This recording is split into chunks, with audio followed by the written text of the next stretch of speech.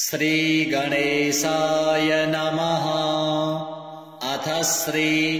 आदित्य हृदय स्तोत्र। ततो युद्धपरिश्रान्तं समरे चिन्तया स्थितं रावणं चाग्रतो दृष्ट्वा युद्धाय समुपस्थितं देवतैश्च समागम्य द्रष्टुमभ्यागतो रणम् उपगम्याब्रवीद् रामम् अगस्त्यो भगवास्तदा राम राम महाबाहो शृणु गुह्यं सनातनम् येन सर्वान् नरीन् वत्स समरे विजयिष्यसे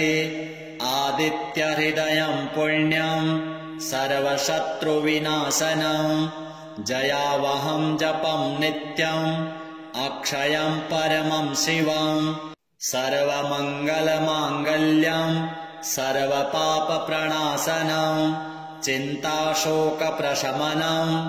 आयुवर्धनमुत्तमम् रश्मिमन्तं समुद्यन्तम् देवासुरनमस्कृतम् पूजयस्व विवस्वन्तम् भास्करं भुवनेश्वरम् सर्वदेवात्मको ह्येष तेजस्वी रश्मिभावनः एष देवासुरगणान् लोकान् पाति गभस्तिभिः एष ब्रह्मा च विष्णुश्च शिवः स्कन्दः प्रजापतिः महेन्द्रो धनदः कालो यमः सोमो ह्यपाम्पतिः पितरो वशवः साध्या अश्विनौ मरुतो मनुः वायुर्वह्निः प्रजः प्राण ऋतुकर्ता प्रभाकरः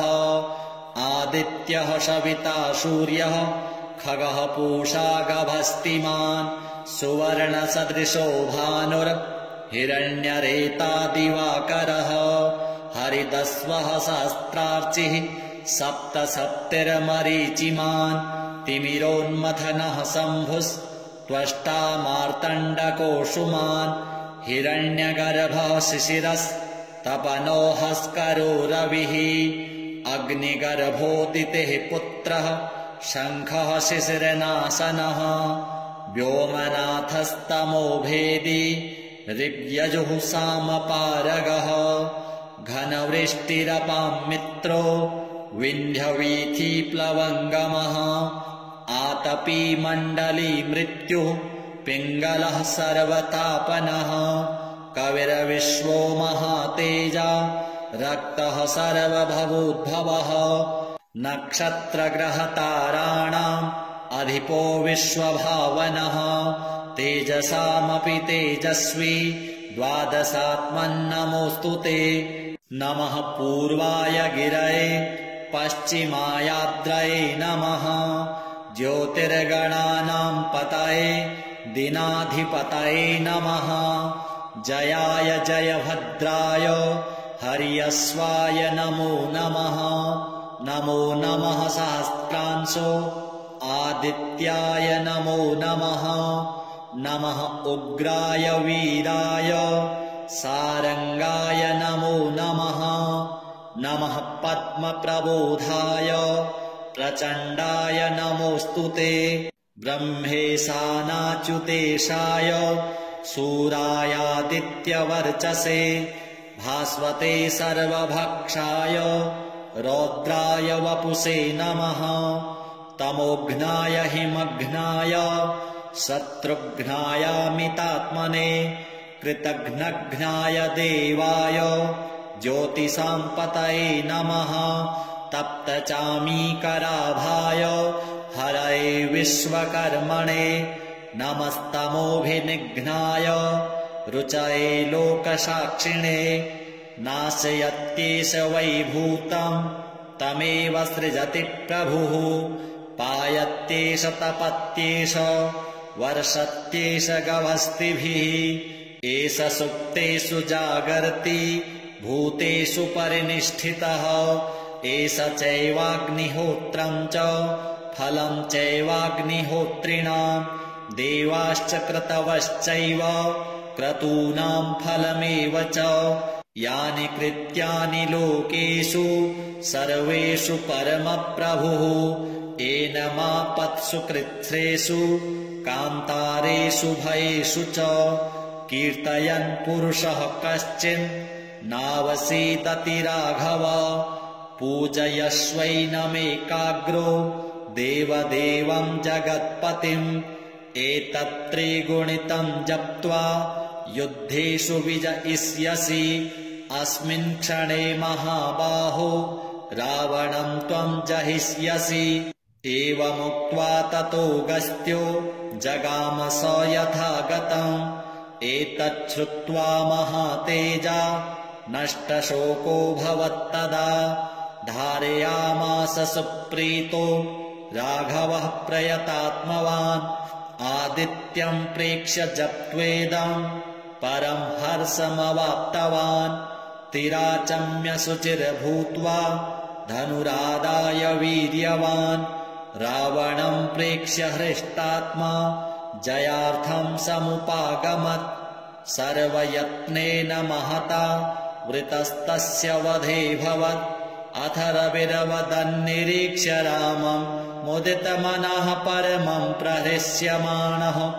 निशिचरपतिक्षं विदित्वा सुरगणमध्यगतो वचस्त्वरेति श्रीसूर्यदेवार्पणमस्तु। ततो युद्धपरिश्रान्तं समरे चिन्तया स्थितं रावणं चाग्रतो दृष्ट्वा युद्धाय समुपस्थितं देवतैश्च समागम्य द्रष्टुमभ्यागतो रणम् उपगम्याब्रवीद् रामम् अगस्त्यो भगवास्तदा राम राम महाबाहो शृणु गुह्यं सनातनम् येन सर्वान् नरीन् वत्स समरे विजयिष्यसे आदित्यहृदयं पुण्यं सर्वशत्रुविनाशनम् जयावहं जपं नित्यम् अक्षयं परमं शिवम् सर्वमङ्गलमाङ्गल्यं सर्वपापप्रणाशनम् चिन्ताशोकप्रशमनम् आयुवर्धनमुत्तमम् रश्मिमन्तं समुद्यन्तं देवासुरनमस्कृतम् पूजयस्व विवस्वन्तं भास्करं भुवनेश्वरं सर्वदेवात्मको हेश तेजस्वी रश्मिभावनः एष देवासुरगणान् लोकान् पाति गभस्तिभिः एष ब्रह्मा च विष्णुश्च शिवः स्कन्दः प्रजापतिः महेन्द्रो धनदः कालो यमः सोमो ह्यपाम्पतिः पितरो वशवः साध्या अश्विनौ मरुतो मनुः वायुर्वह्निः प्रजः प्राण ऋतुकर्ता प्रभाकरः आदित्यः सविता सूर्यः खगः पूषा गभस्तिमान् सुवर्णसदृशो भानुर्हिरण्यरेता दिवाकरः हरितस्वः सहस्रार्चिः सप्तसप्तिर्मरीचिमान् तिमिरोन्मथनः शम्भुस्त्वष्टा मार्तण्डकोऽंशुमान् हिरण्यगर्भः शिशिरस्तपनो हस्करो रविः अग्निगर्भोदितेः पुत्रः शङ्खः शिशिरनाशनः व्योमनाथस्तमो भेदी ऋग्यजुः सामपारगः घनवृष्टिरपां मित्रो विन्ध्यवीथीप्लवङ्गमः आतपी मण्डली मृत्युः पिङ्गलः सर्वतापनः कविर्विश्वो महातेजा रक्तः सर्वभवोद्भवः नक्षत्रग्रहताराणाम् अधिपो विश्वभावनः तेजसामपि तेजस्वी द्वादशात्मन्नमोऽस्तु ते नमः पूर्वाय गिरये पश्चिमायाद्रये नमः ज्योतिर्गणानां पतये दिनाधिपतये नमः जयाय जयभद्राय हर्यस्वाय नमो नमः नमो नमः सहस्रांशो आदित्याय नमो नमः। नमः उग्राय वीराय सारंगाय नमो नमः। नमः पद्मप्रबोधाय प्रचण्डाय नमोऽस्तुते। ब्रह्मेशानाच्युतेशाय सूरायादित्यवर्चसे भास्वते सर्वभक्षाय रौद्राय वपुषे नमः। तमोघ्नाय हिमघ्नाय शत्रुघ्नायामितात्मने कृतघ्नघ्नाय देवाय ज्योतिषाम्पतये नमः। तप्तचामीकराभाय हरये विश्वकर्मणे नमस्तमोभिनिघ्नाय रुचये लोकसाक्षिणे। नाशयत्येष वैभूतं तमेव सृजति प्रभुः। पायत्येष तपत्येष वर्षत्येष गवस्तिभिः। एष सुप्तेषु जागर्ति भूतेषु परिनिष्ठितः। एष चैवाग्निहोत्रं च फलं चैवाग्निहोत्रिणां। देवाश्च क्रतवश्चैव क्रतूनां फलमेव च। यानि कृत्यानि लोकेषु सर्वेषु परमप्रभुः। एनमापत्सु कृच्छ्रेषु कान्तारेषु भयेषु च। कीर्तयन् पुरुषः कश्चिन् नावसीदति राघव। पूजयस्वैनमेकाग्रो देवदेवं जगत्पतिम्। एतत्त्रिगुणितं जप्त्वा युद्धेषु विजयिष्यसि। अस्मिन् क्षणे महाबाहो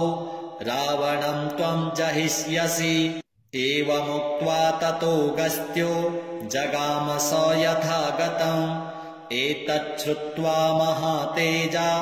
नष्टशोकोऽभवत्तदा। धारयामास सुप्रीतो राघवः प्रयतात्मवान्। आदित्यं प्रेक्ष्य जप्त्वेदं परं हर्षमवाप्तवान्। तिराचम्य शुचिर्भूत्वा धनुरादाय वीर्यवान्। रावणं प्रेक्ष्य हृष्टात्मा जयार्थं समुपागमत्। सर्वयत्नेन महता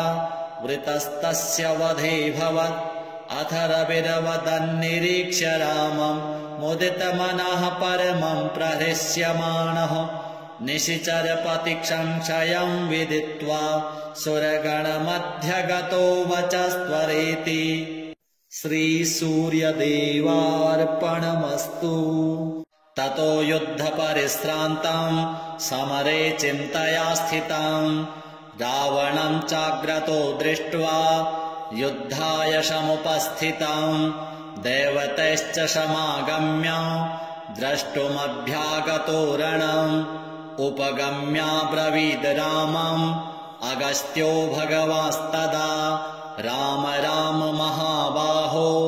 शृणु गुह्यं सनातनम्। येन सर्वान् नरीन् वत्स समरे विजयिष्यसे। आदित्यहृदयं पुण्यं सर्वशत्रुविनाशनम्। जयावहं जपं नित्यम् अक्षयं परमं शिवम्। सर्वमङ्गलमाङ्गल्यं सर्वपापप्रणाशनम्। चिन्ताशोकप्रशमनम् आयुवर्धनमुत्तमम्। रश्मिमन्तं समुद्यन्तं देवासुरनमस्कृतम्। पूजयस्व विवस्वन्तं भास्करं भुवनेश्वरम्। सर्वदेवात्मको हेश तेजस्वी रश्मिभावनः। एष देवासुरगणान् लोकान् पाति गभस्तिभिः। एष ब्रह्मा च विष्णुश्च शिवः स्कन्दः प्रजापतिः। महेन्द्रो धनदः कालो यमः सोमो ह्यपाम्पतिः। पितरो वशवः साध्या अश्विनौ मरुतो मनुः। वायुर्वह्निः प्रजः प्राण ऋतुकर्ता प्रभाकरः। आदित्यः सविता सूर्यः खगः पूषा गभस्तिमान्। सुवर्णसदृशो भानुर् हिरण्यरेता दिवाकरः हरिदस्वः सहस्रार्चिः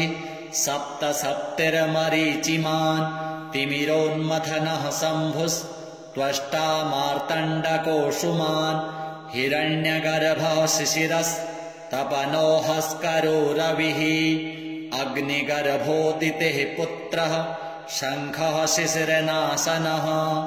व्योमनाथस्तमोभेदी ऋग्यजुः सामपारगः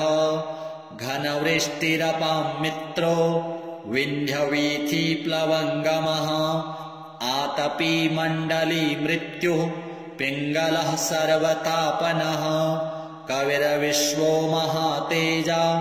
रक्तः सर्वभवोद्भवः नक्षत्रग्रहताराणाम् अधिपो विश्वभावनः तेजसामपि तेजस्वी द्वादशात्मन्नमोऽस्तु ते नमः पूर्वाय गिरये पश्चिमायाद्रये नमः ज्योतिर्गणानां पतये दिनाधिपतये नमः जयाय जयभद्राय हर्यश्वाय नमो नमः नमो नमः सहस्रांशो आदित्याय नमो नमः नमः उग्राय वीराय सारंगाय नमो नमः नमः पद्मप्रबोधाय प्रचण्डाय नमोऽस्तु ते ब्रह्मेशानाच्युतेशाय सूरायादित्यवर्चसे भास्वते सर्वभक्षाय रौद्राय वपुषे नमः तमोघ्नाय हिमघ्नाय शत्रुघ्नायामितात्मने कृतघ्नघ्नाय देवाय ज्योतिषां पतये नमः तप्तचामीकराभाय हरये विश्वकर्मणे नमस्तमोभिनिघ्नाय रुचये लोकसाक्षिणे नाशयत्येष वैभूतं तमेव सृजति प्रभुः पायत्येष तपत्येष वर्षत्येष गवस्तिभिः एष सुप्तेषु जागर्ति भूतेषु परिनिष्ठितः एष चैवाग्निहोत्रं च फलं चैवाग्निहोत्रिणां देवाश्च क्रतवश्चैव क्रतूनां फलमेव च यानि कृत्यानि लोकेषु सर्वेषु परमप्रभुः येन मापत्सु कृच्छ्रेषु कान्तारेषु भयेषु च कीर्तयन् पुरुषः कश्चिन् नावसीदति राघव पूजयश्वैनमेकाग्रो देवदेवं जगत्पतिम् एतत्त्रिगुणितं जप्त्वा युद्धेषु विजयिष्यसि अस्मिन् क्षणे महाबाहो रावणं त्वं जहिष्यसि एवमुक्त्वा ततोऽगस्त्यो जगाम स यथागतम्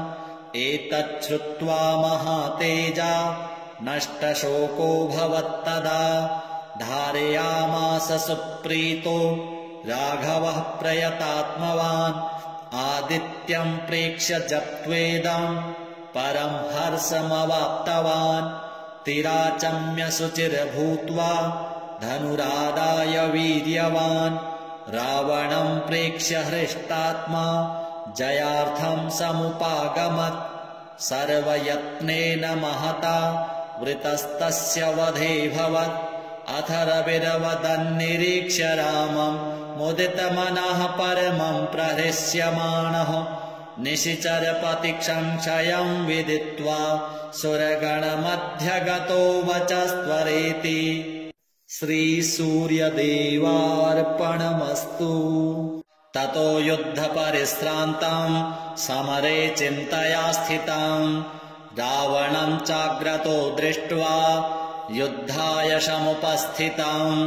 देवतैश्च समागम्य द्रष्टुमभ्यागतो रणम् उपगम्याब्रवीद् रामम् अगस्त्यो भगवास्तदा राम राम महाबाहो शृणु गुह्यं सनातनम् येन सर्वान् नरीन् वत्स समरे विजयिष्यसे आदित्यहृदयम् पुण्यम् सर्वशत्रुविनाशनम् जयावहम् जपम् नित्यम् अक्षयम् परमम् शिवम् सर्वमङ्गलमाङ्गल्यम् सर्वपापप्रणाशनम् चिन्ताशोकप्रशमनम् आयुवर्धनमुत्तमम् रश्मिमन्तम् समुद्यन्तम् देवासुरनमस्कृतम् पूजयस्व विवस्वन्तम् भास्करम् भुवनेश्वरम् सर्वदेवात्मको हेश तेजस्वी रश्मिभावनः एष देवासुरगणान् लोकान् पाति गभस्तिभिः एष ब्रह्मा च विष्णुश्च शिवः स्कन्दः प्रजापतिः महेन्द्रो धनदः कालो यमः सोमो ह्यपाम्पतिः पितरो वशवः साध्या अश्विनौ मरुतो मनुः वायुर्वह्निः प्रजः प्राण ऋतुकर्ता प्रभाकरः आदित्यः सविता सूर्यः खगः पूषा गभस्तिमान् सुवर्णसदृशो भानुर्हिरण्यरेता दिवाकरः हरितस्वः सहस्रार्चिः सप्तसप्तिर्मरीचिमान् तिमिरोन्मथनः शम्भुस्त्वष्टा मार्तण्डकोऽसुमान् हिरण्यगर्भः शिशिरस्तपनो हस्करो रविः अग्निगर्भोदितेः पुत्रः शङ्खः शिशिरनाशनः व्योमनाथस्तमो भेदी ऋग्यजुः सामपारगः घनवृष्टिरपाम् मित्रो विन्ध्यवीथीप्लवङ्गमः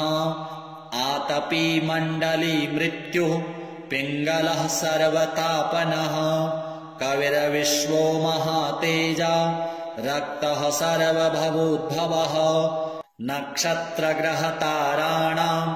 अधिपो विश्वभावनः तेजसामपि तेजस्वी द्वादशात्मन्नमोऽस्तु ते नमः पूर्वाय गिरये पश्चिमायाद्रये नमः ज्योतिर्गणानाम् पतये दिनाधिपतये नमः जयाय जयभद्राय हर्यश्वाय नमो नमः नमो नमः सहस्रांशो आदित्याय नमो नमः नमः उग्राय वीराय सारंगाय नमो नमः नमः पद्मप्रबोधाय प्रचण्डाय नमोऽस्तु ते ब्रह्मेशानाच्युतेशाय सूरायादित्यवर्चसे भास्वते सर्वभक्षाय रौद्राय वपुषे नमः तमोघ्नाय हिमघ्नाय शत्रुघ्नायामितात्मने कृतघ्नघ्नाय देवाय ज्योतिषाम् पतये नमः तप्तचामीकराभाय हरये विश्वकर्मणे नमस्तमोभिनिघ्नाय रुचये लोकसाक्षिणे नाशयत्येष वैभूतम् तमेव सृजति प्रभुः पायत्येष तपत्येष वर्षत्येष गभस्तिभिः एष सुप्तेषु जागर्ति भूतेषु परिनिष्ठितः एष चैवाग्निहोत्रम् च फलम् चैवाग्निहोत्रिणाम् देवाश्च क्रतवश्चैव क्रतूनाम् फलमेव च यानि कृत्यानि लोकेषु सर्वेषु परमप्रभुः येन मापत्सु कृच्छ्रेषु कान्तारेषु भयेषु च कीर्तयन् पुरुषः कश्चिन् नावसीदति राघव पूजयस्वैनमेकाग्रो देवदेवम् जगत्पतिम् एतत्त्रिगुणितम् जप्त्वा युद्धेषु विजयिष्यसि अस्मिन् क्षणे महाबाहो रावणम् त्वम् जहिष्यसि एवमुक्त्वा ततो गस्त्यो जगाम स यथागतम् एतच्छ्रुत्वा महातेजा नष्टशोको भवत्तदा धारयामास सुप्रीतो राघवः प्रयतात्मवान् आदित्यं प्रेक्ष्य जप्त्वेदं परं हर्षमवाप्तवान् तिराचम्य शुचिर्भूत्वा धनुरादाय वीर्यवान् रावणं प्रेक्ष्य हृष्टात्मा जयार्थं समुपागमत् सर्वयत्नेन महता वृतस्तस्य वधेऽभवत् अथ रविरवदन्निरीक्ष्य रामं मुदितमनः परमं प्रहृष्यमाणः निशिचरपतिसंशयं विदित्वा सुरगणमध्यगतो वचस्त्वरेति। श्रीसूर्यदेवार्पणमस्तु। ततो युद्धपरिश्रान्तं समरे चिन्तया स्थितं रावणं चाग्रतो दृष्ट्वा युद्धाय समुपस्थितं देवतैश्च समागम्य द्रष्टुमभ्यागतो रणम् उपगम्याब्रवीद् रामम् अगस्त्यो भगवास्तदा राम राम महाबाहो शृणु गुह्यं सनातनम् येन सर्वान् नरीन् वत्स समरे विजयिष्यसे आदित्यहृदयं पुण्यं सर्वशत्रुविनाशनम् जयावहं जपं नित्यम् अक्षयं परमं शिवम् सर्वमङ्गलमाङ्गल्यं सर्वपापप्रणाशनम् चिन्ताशोकप्रशमनम् आयुवर्धनमुत्तमम् रश्मिमन्तं समुद्यन्तं देवासुरनमस्कृतम् पूजयस्व विवस्वन्तं भास्करं भुवनेश्वरं सर्वदेवात्मको हेश तेजस्वी रश्मिभावनः एष देवासुरगणान् लोकान् पाति गभस्तिभिः एष ब्रह्मा च विष्णुश्च शिवः स्कन्दः प्रजापतिः महेन्द्रो धनदः कालो यमः सोमो ह्यपाम्पतिः पितरो वशवः साध्या अश्विनौ मरुतो मनुः वायुर्वह्निः प्रजः प्राण ऋतुकर्ता प्रभाकरः आदित्यः सविता सूर्यः खगः पूषा गभस्तिमान् सुवर्णसदृशो भानुर्हिरण्यरेता दिवाकरः हरितस्वः सहस्रार्चिः सप्तसप्तिर्मरीचिमान् तिमिरोन्मथनः शम्भुस्त्वष्टा मार्तण्डकोऽसुमान् हिरण्यगर्भः शिशिरस्तपनो हस्करो रविः अग्निगर्भोदितेः पुत्रः शङ्खः शिशिरनाशनः व्योमनाथस्तमो भेदी ऋग्यजुः सामपारगः घनवृष्टिरपां मित्रो विन्ध्यवीथीप्लवङ्गमः आतपी मण्डली मृत्युः पिङ्गलः सर्वतापनः कविर्विश्वो महातेजा रक्तः सर्वभवोद्भवः नक्षत्रग्रहताराणाम् अधिपो विश्वभावनः तेजसामपि तेजस्वी द्वादशात्मन्नमोऽस्तु ते नमः पूर्वाय गिरये पश्चिमायाद्रये नमः ज्योतिर्गणानां पतये दिनाधिपतये नमः जयाय जयभद्राय हर्यश्वाय नमो नमः नमो नमः सहस्रांशो आदित्याय नमो नमः नमः उग्राय वीराय सारंगाय नमो नमः नमः पद्मप्रबोधाय प्रचण्डाय नमोऽस्तु ते ब्रह्मेशानाच्युतेशाय सूरायादित्यवर्चसे भास्वते सर्वभक्षाय रौद्राय वपुषे नमः तमोघ्नाय हिमघ्नाय शत्रुघ्नायामितात्मने कृतघ्नघ्नाय देवाय ज्योतिषां पतये नमः तप्तचामीकराभाय हरये विश्वकर्मणे नमस्तमोभिनिघ्नाय रुचये लोकसाक्षिणे नाशयत्येष वै भूतम् तमेव सृजति प्रभुः पायत्येष तपत्येष वर्षत्येष गभस्तिभिः एष सुप्तेषु जागर्ति भूतेषु परिनिष्ठितः एष चैवाग्निहोत्रम् च फलम् चैवाग्निहोत्रिणाम् देवाश्च क्रतवश्चैव क्रतूनाम् फलमेव च यानि कृत्यानि लोकेषु सर्वेषु परमप्रभुः एनमापत्सु कृच्छ्रेषु कान्तारेषु भयेषु च कीर्तयन् पुरुषः कश्चिन् नावसीदति राघव पूजयश्वैनमेकाग्रो देवदेवम् जगत्पतिम् एतत्त्रिगुणितम् जप्त्वा युद्धेषु विजयिष्यसि अस्मिन् क्षणे महाबाहो रावणम् त्वम् जहिष्यसि एवमुक्त्वा ततोऽगस्त्यो जगाम स यथा गतम् एतच्छ्रुत्वा महातेजा नष्टशोको भवत्तदा धारयामास सुप्रीतो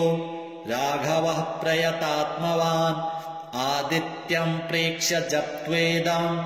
परम् हर्षमवाप्तवान् तिराचम्य शुचिर्भूत्वा धनुरादाय वीर्यवान् रावणम् प्रेक्ष्य हृष्टात्मा जयार्थम् समुपागमत्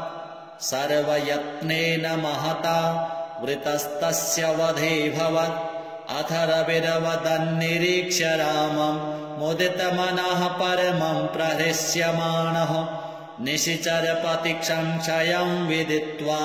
सुरगणमध्यगतो वचस्त्वरेति श्रीसूर्यदेवार्पणमस्तु। ततो युद्धपरिश्रान्तम् समरे चिन्तया स्थितम् रावणम् चाग्रतो दृष्ट्वा युद्धाय समुपस्थितम् देवतैश्च समागम्य द्रष्टुमभ्यागतो रणम् उपगम्याब्रवीद् रामम् अगस्त्यो भगवास्तदा राम राम महाबाहो शृणु गुह्यम् सनातनम् येन सर्वान् नरीन् वत्स समरे विजयिष्यसे आदित्यहृदयम् पुण्यम् सर्वशत्रुविनाशनम् जयावहम् जपम् नित्यम् अक्षयम् परमम् शिवम् सर्वमङ्गलमाङ्गल्यम् सर्वपापप्रणाशनम् चिन्ताशोकप्रशमनम् आयुवर्धनमुत्तमम् रश्मिमन्तम् समुद्यन्तम् देवासुरनमस्कृतम् पूजयस्व विवस्वन्तम् भास्करम् भुवनेश्वरम् सर्वदेवात्मको हेस तेजस्वी रश्मिभावनः एष देवासुरगणान् लोकान् पाति गभस्तिभिः एष ब्रह्मा च विष्णुश्च शिवः स्कन्दः प्रजापतिः महेन्द्रो धनदः कालो यमः सोमो ह्यपाम्पतिः पितरो वशवः साध्या अश्विनौ मरुतो मनुः वायुर्वह्निः प्रजः प्राण ऋतुकर्ता प्रभाकरः आदित्यः सविता सूर्यः खगः पूषा गभस्तिमान् सुवर्णसदृशो भानुर्हिरण्यरेता दिवाकरः हरिदस्वः सहस्रार्चिः सप्त सप्तिर्मरीचिमान् तिमिरोन्मथनः शम्भुस्त्वष्टा मार्तण्डकोऽशुमान् हिरण्यगर्भः शिशिरस्तपनो हस्करो रविः अग्निगर्भोदितेः पुत्रः शङ्खः शिशिरनाशनः व्योमनाथस्तमो भेदी ऋग्यजुः सामपारगः घनवृष्टिरपाम् मित्रो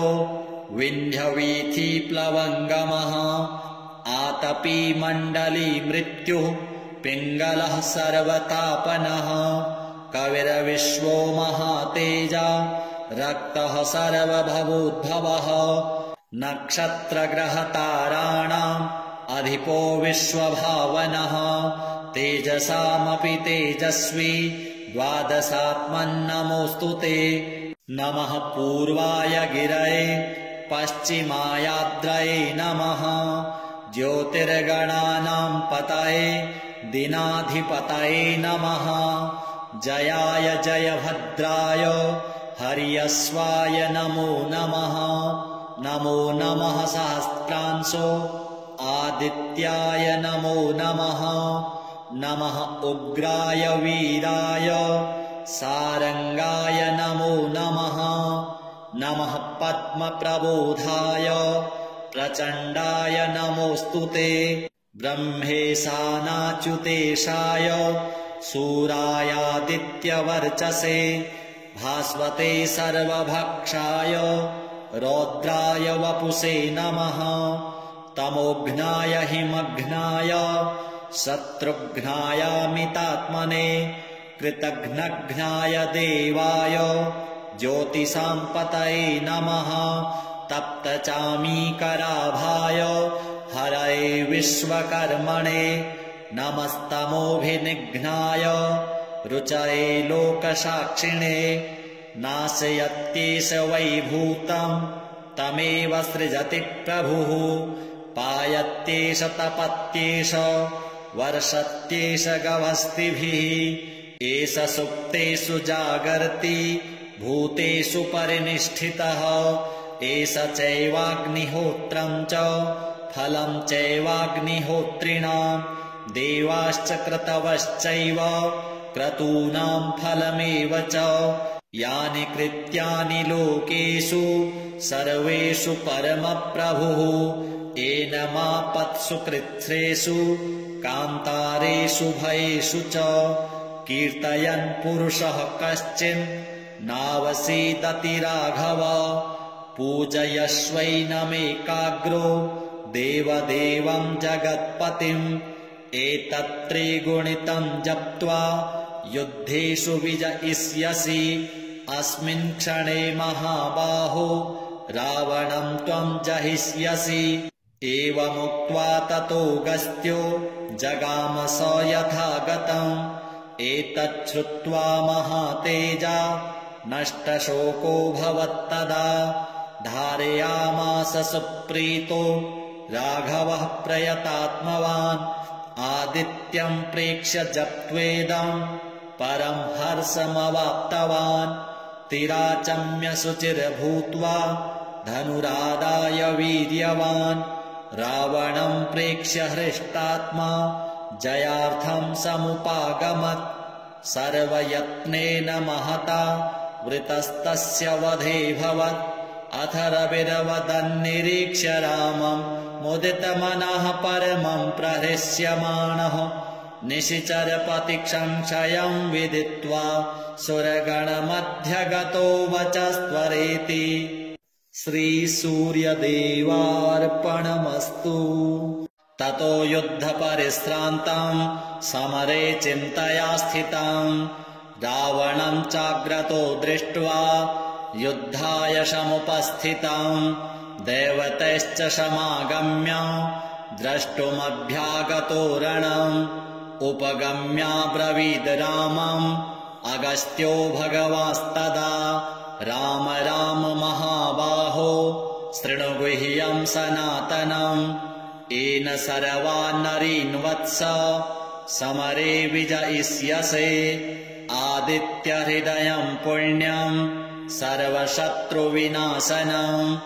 जयावहम् जपम् नित्यम् अक्षयम् परमम् शिवम् सर्वमङ्गलमाङ्गल्यम् सर्वपापप्रणाशनम् चिन्ताशोकप्रशमनम् आयुवर्धनमुत्तमम् रश्मिमन्तम् समुद्यन्तम् देवासुरनमस्कृतम् पूजयस्व विवस्वन्तम् भास्करम् भुवनेश्वरम् सर्वदेवात्मको हेश तेजस्वी रश्मिभावनः एष देवासुरगणान् लोकान् पाति गभस्तिभिः एष ब्रह्मा च विष्णुश्च शिवः स्कन्दः प्रजापतिः महेन्द्रो धनदः कालो यमः सोमो ह्यपाम्पतिः पितरो वशवः साध्या अश्विनौ मरुतो मनुः वायुर्वह्निः प्रजः प्राण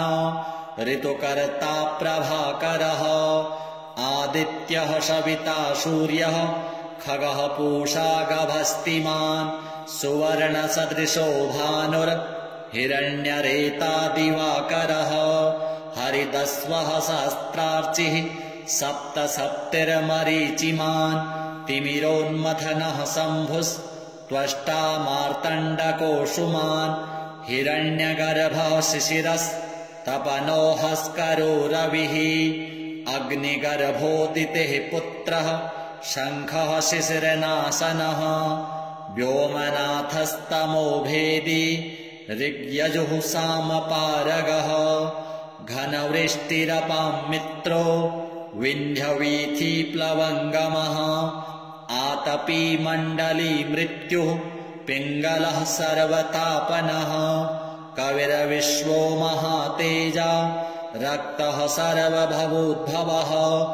नक्षत्रग्रहताराणाम्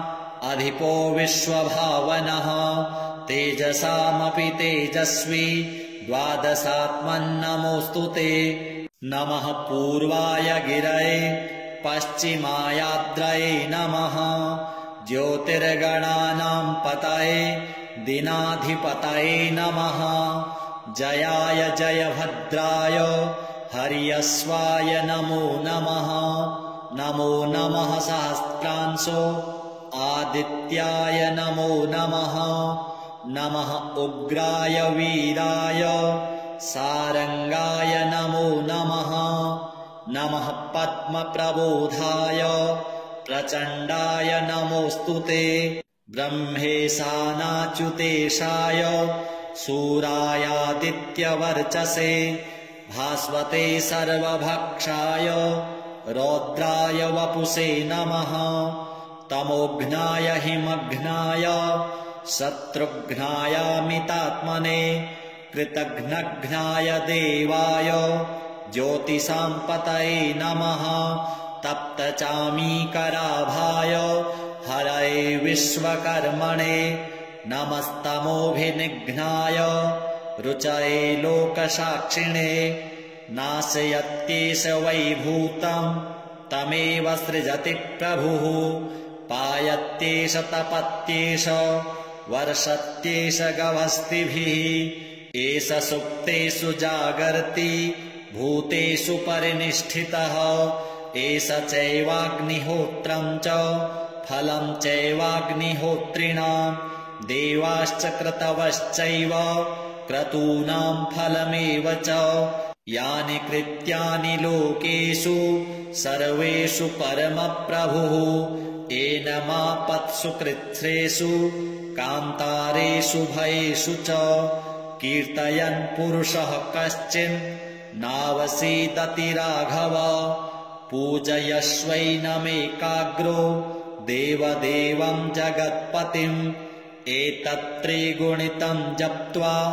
युद्धेषु विजयिष्यसि अस्मिन् क्षणे महाबाहो रावणं त्वं जहिष्यसि एवमुक्त्वा ततो गस्त्यो जगाम स यथागतम् एतच्छ्रुत्वा महातेजा नष्टशोको भवत्तदा धारयामास सुप्रीतो राघवः प्रयतात्मवान् आदित्यं प्रेक्ष्य जप्त्वेदं परं हर्षमवाप्तवान् तिराचम्य शुचिर्भूत्वा धनुरादाय वीर्यवान् रावणं प्रेक्ष्य हृष्टात्मा जयार्थं समुपागमत् सर्वयत्नेन महता वृतस्तस्य वधेऽभवत् अथ रविर्वदन्निरीक्ष्य रामं मुदितमनः परमं प्रहृष्यमाणः निशिचरपतिसंशयं विदित्वा सुरगणमध्यगतो वचस्त्वरेति श्रीसूर्यदेवार्पणमस्तु।